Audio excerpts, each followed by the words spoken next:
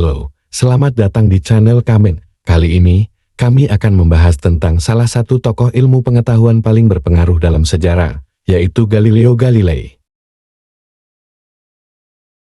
Galileo Galilei lahir pada tanggal 15 Februari tahun 1564 di Pisa, Italia. Ia adalah anak pertama dari Vincenzo Galilei, seorang musisi dan matematikawan.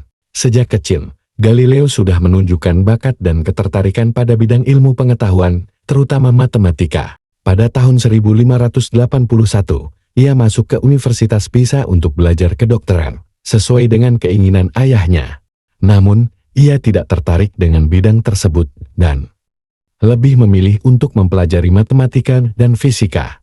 Ia juga mulai melakukan eksperimen dan penelitian tentang gerak benda, gravitasi, dan mekanika.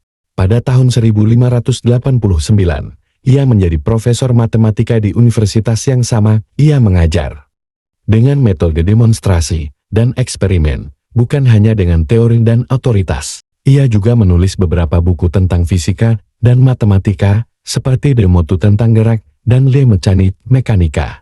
Pada tahun 1592, ia pindah ke Universitas Padua untuk mengajar geometri, mekanika, dan astronomi.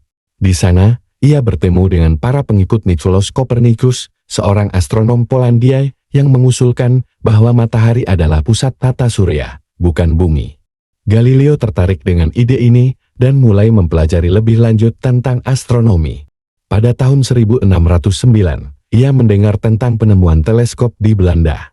Ia segera membuat teleskop sendiri dengan memperbaiki lensa-lensa yang ia beli dari pedagang kacamata. Dengan teleskopnya yang memiliki pembesaran 20 kali lipat, ia mulai mengamati langit malam. Apa yang ia lihat mengejutkan dan mengagumkannya.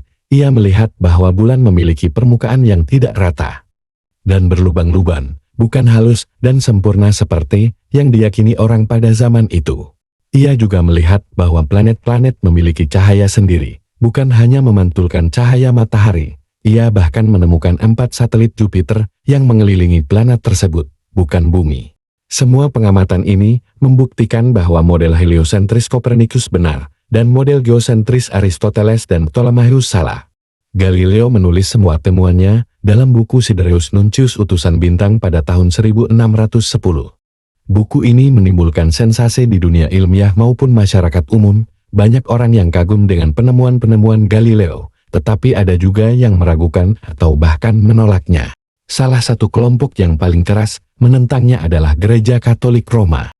Gereja Katolik Roma menganggap bahwa model heliosentris bertentangan dengan ajaran Alkitab dan doktrin gereja. Mereka menganggap bahwa bumi adalah pusat alam semesta dan ciptaan Tuhan yang paling istimewa. Mereka juga menganggap bahwa Galileo adalah seorang bidat dan sesat yang ingin menggoyahkan iman orang-orang.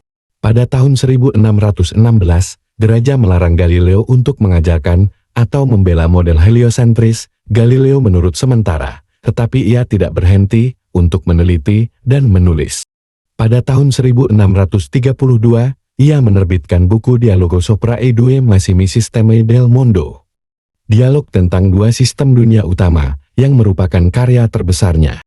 Buku ini berbentuk percakapan antara 3 tokoh yang mewakili pandangan-pandangan berbeda tentang tata surya. Salah satu tokoh, yang bernama Salviati, adalah pendukung model heliosentris dan mewakili pandangan Galileo. Tokoh lain, yang bernama Sagredo, adalah orang yang netral dan penasaran. Tokoh ketiga, yang bernama Simplicio, adalah pendukung model geosentris dan mewakili pandangan gereja. Dalam buku ini, Galileo menggunakan argumen-argumen ilmiah, logis, dan bahkan humor untuk membela model heliosentris dan menyerang model geosentris. Ia juga mengkritik otoritas gereja yang menghalangi kemajuan ilmu pengetahuan dan kebebasan berpikir. Buku ini membuat gereja marah dan merasa dilecehkan. Mereka menuduh Galileo melanggar larangan tahun 1616 dan menyeretnya ke pengadilan inkuisisi pada tahun 1633. Di bawah ancaman siksaan, Galileo dipaksa untuk menarik kembali semua pernyataannya tentang model heliosentris dan menyatakan bahwa ia salah. Gereja menghukum Galileo dengan tahanan rumah seumur hidup. Ia juga dilarang untuk menerbitkan atau menyebarkan karya-karyanya. Namun, ia tetap melanjutkan penelitian dan penulisan secara diam-diam. Ia menulis buku Discorsi e Dimostrazioni Matematiche intorno a due nuove scienze, diskusi dan demonstrasi matematika tentang dua ilmu baru, yang membahas tentang gerak benda dan kekuatan bahan. Buku ini berhasil diselundupkan keluar dari Italia dan diterbitkan di Belanda pada tahun 1638. Buku ini dianggap sebagai salah satu karya ilmiah terpenting dalam sejarah dan menjadi dasar bagi fisika klasik Isaac Newton. Galileo meninggal pada tanggal 8 Januari tahun 1642 di Arcetri, Italia.